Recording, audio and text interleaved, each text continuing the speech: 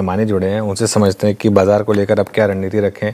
विकास जी, good morning. मैं आज सुबह एक बात कर रहा था कि हमारे साथ तो बहुत दिक्कत हो गई है, जब दुनिया की मार्केट चलती है हम चलते नहीं हैं, लेकिन हल्का सा भी दुनिया की मार्केट में रिवर्सल आए सबसे पहले हम गिर जाते हैं, और कच्चा तेल फिर से एक हमारे लिए सरदर्द बन गया है। अब ऐसी मार्केट में इन्वेस्टर्स के लिए क्या अप्रोच होनी चाहिए आपके हिसाब से? आई थिंक जो भी बाहर की सिचुएशन है उसको तो हम कंट्रोल नहीं कर सकते। आपको भी पता है कि जो वेस्ट एशिया की वॉर काफी समय से चल रही है, पर ऐसा जब भी कभी भी कोई माहौल बनता है तो मेरा तो हमेशा ही मानना रहता है कि these are the good buying opportunities. Of course एक पिछले 1-1.5 साल से जो माहौल बना हुआ है, एक के बाद एक दूसरी अनिश्चितता आ रही है।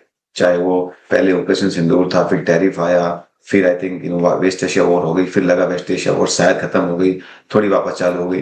पर इसमें एक ही कहूंगा कि इस पीरियड के अंदर इंडिया की जो इकोनॉमी है, इंडिया के जो आर्थिक विकास की दर है, इंडिया की कॉर्पोरेट अर्निंग्स है, वो सब काफी अच्छी है और सारे प्राइमरी फैक्टर्स इंटैक्ट है। तो इसमें यही होगा कि जैसे ये थोड़ी सी मैक्रो अनसर्टेनिटी जो पिछले 1-1.5 साल से चल रही है वो खत्म होगी तो मार्केट चलेगा, जो अभी थोड़े समय पहले चले भी था।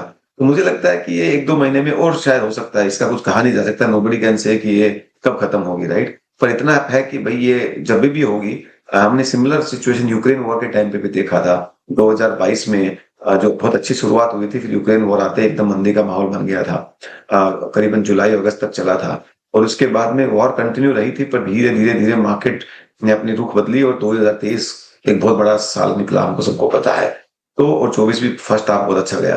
तो इस तरह के कंसोलिडेशन फेज में जब बेस इकोनॉमिक प्रॉब्लम नहीं हो और कोई बाहर के कारणों की वजह से कुछ प्रॉब्लम आ रही हो, तो जब भी मार्केट वहां से निकलता है एक काफी शार्प होता है। तो मैं मानता हूं कि हम उसी दौर से गुजर रहे हैं ना। ये दौर 1 महीना चलेगा, 2 महीना चलेगा, कोई नहीं कह सकता है।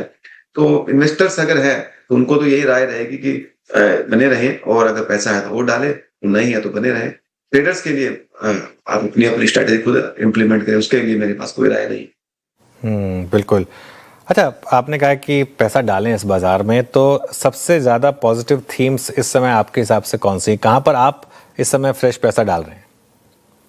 जी, आई थिंक ऐसा कोई हमारा बहुत बड़ा बदलाव नहीं किया हमने पोर्टफोलियो पे, पर सबसे बड़ा हमारा जो आज की डेट में 2 बड़े सेगमेंट है जहां पे सबसे बड़ा एक्सपोजर है। एक तो बीएफएसआई सेगमेंट है और दूसरा है मैन्युफैक्चरिंग रिलेटेड सेगमेंट।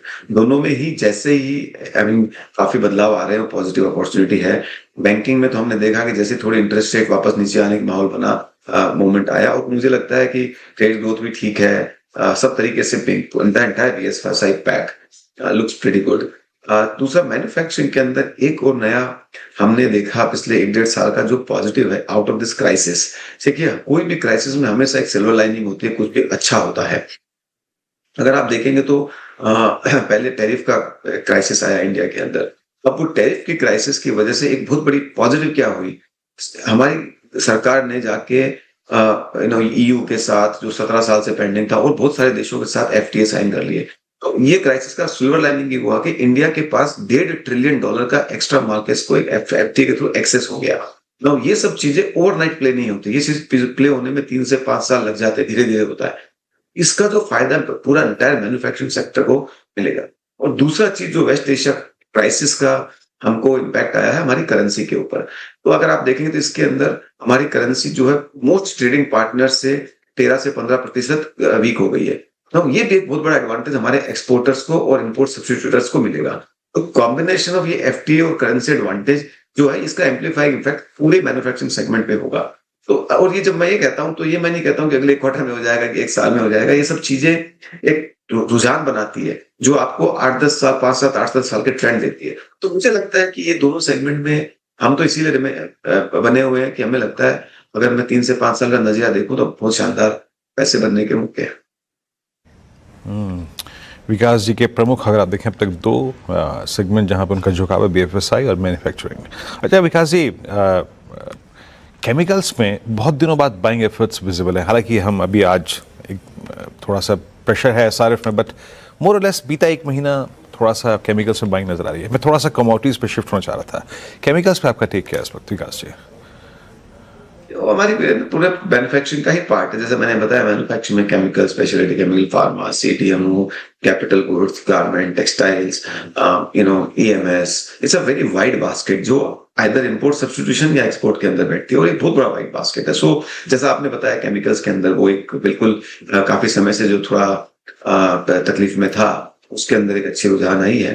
तो बट ये थोड़ा हो सकता है कि शॉर्ट टर्म मूवमेंट हो, बट मैं मानता हूं कि वहां पे भी जो स्पेशलिटी केमिकल्स की कंपनीज है, जिनका अगले 3 से 5 साल में काफी अच्छा अपॉर्चुनिटी है, वहां पे खाली आपको कंपनी स्पेसिफिक स्टडी करना बहुत जरूरी होता है। केमिकल्स एक ब्रॉड बास्केट से करना थोड़ा मुझे लगता है सही नहीं रहेगा। ओके, ठीक है, गॉट योर पॉइंट। विकास जी, अभी तक हमारे पास एक बड़ा शानदार जानदार हाइडिंग प्लेस था।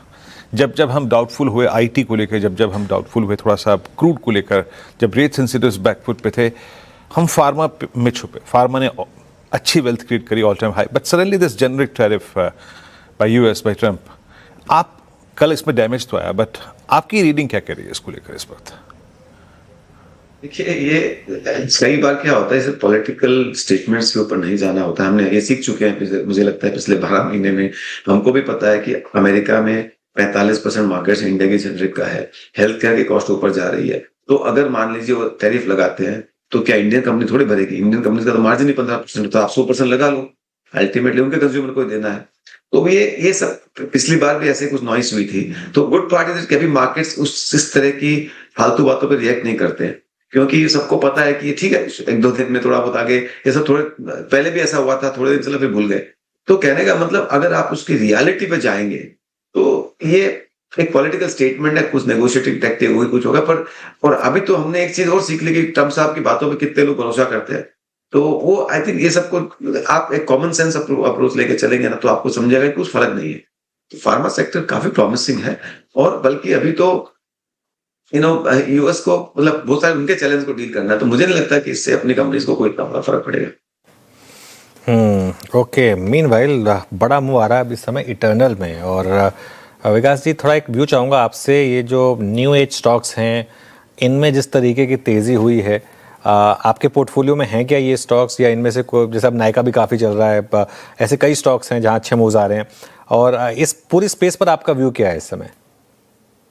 ये ये कहना न्यू टेक पूरा स्पेस थोड़ा सा मुझे लगता है सही नहीं है। एक्चुअली हर कंपनी का बिजनेस मॉडल अलग होता है। मुझे नहीं लगता नायका में मतलब क्या न्यू टेक है। We are a consumer company selling through online and offline models, so I think that lot of other companies do it. The way we see each company's business model has to be understood. We never bought in 2021 when everybody was falling to this prey. But last year हमने हमारे portfolio में public है कि Paytm खरीदा था, जब वो 400-500 के आसपास आया था। काफी कुछ उसमें उनको बदलाव नजर आ रहा था, उनके बिजनेस मॉडल में बदलाव नजर आ रहा था। तो हम वो सब स्टडी करके जो हमको समझ में आता है, उसी के बेसिस पे हम खरीदते हैं। जहाँ की, और इसमें हर कंपनी का स्पेसिफिक आपको स्टडी करना पड़ेगा। यू कांट से कि या तो मैं न्यू टेक पे बुलिश हूँ या न्यू टेक पे बेरिश हूँ। ये थोड़ा मुझे लगता है, या 2021 में हमने इसको कॉल लिया था, क्योंकि उस टाइम पे सब कुछ ही ऐसा अगर मैं यूज करता हूँ, वाहियात तरीके से वैल्यू किया हुआ था। वैल्यूएशन में कोई ठिकाना ही नहीं था, वो खाली सब यूफोरिया बना हुआ था, फोमो में लोग लगा रहे थे, तो हमने उसको अवॉइड किया।